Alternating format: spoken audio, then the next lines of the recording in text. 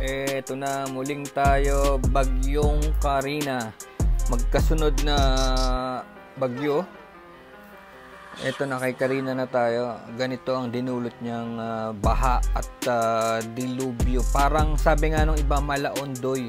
Pero sabi nung mga tao, ang ondoy daw ay lumilitaw every 10 years. Ganong bagyo, every 10 years daw. Pero ngayon, lahat na ng bagyo ay ganun na. Parang pwede nating idikit na ito sa pag-init ng mundo, no?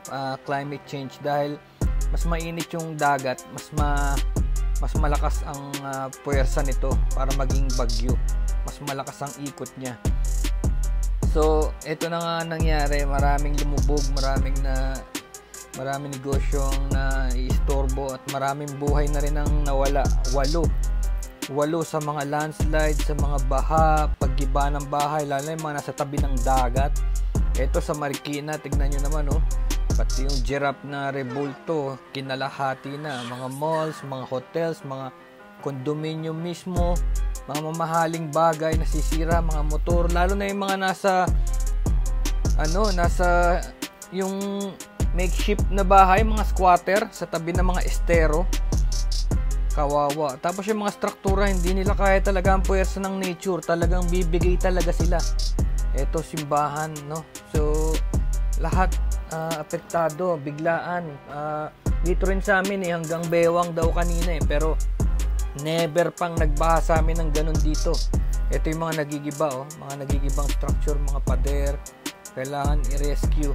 Ito yung mga aerial shots na nakita natin sa internet. Talagang, kasi alam nyo, totoo niyan yung sa may Marikina River, floodway yun Spillway, Provident Village. Matagal na ako nag-vlog dyan Spillway yan, talagang kakainin ng nature yung pwesto niya.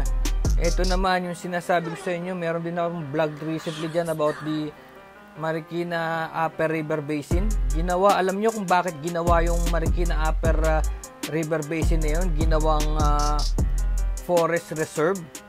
Kasi nga, yun ang solusyon natin dun sa ondoy. Ayaw na nating mangyari yun. Kaya ang ginawa, yung Upper Marikina River Basin ay sinarado sa komersyo. No, hinawakan ng gobyerno yun.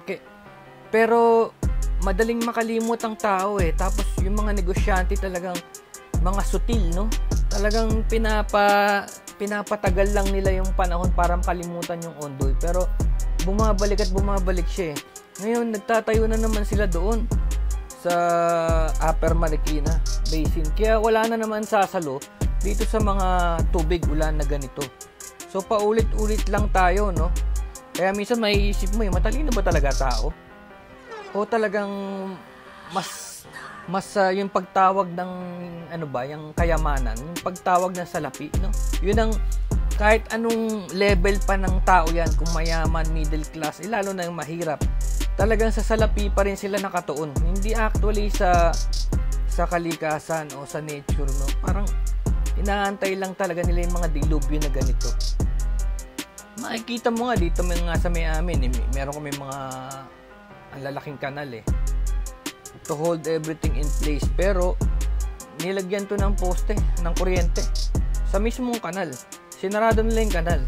Ngayon, baha-baha rito sa may amin ngayon dahil doon. So, mapapaisip ka, no? Bakit ganun ang naisip nila, no? Parang sentido ko muna hindi dapat, di ba? Parang naalala nyo yung PWD ramp, di ba? Na ang tarik-tarik, pero pinagtatanggol pa, di ba? So, mga ganung bagay, no? Papaisip ka talaga, no? Kung hanggang saan ba talaga ang diskarte ng tao.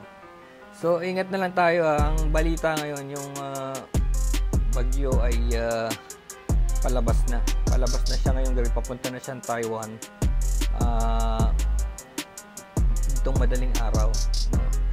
Pero asahan nyo na sunod-sunod na itong mga ganitong malalakas na bagyo. Nasa letter C pa lang tayo, diba? Abakada, nasa C pa lang tayo.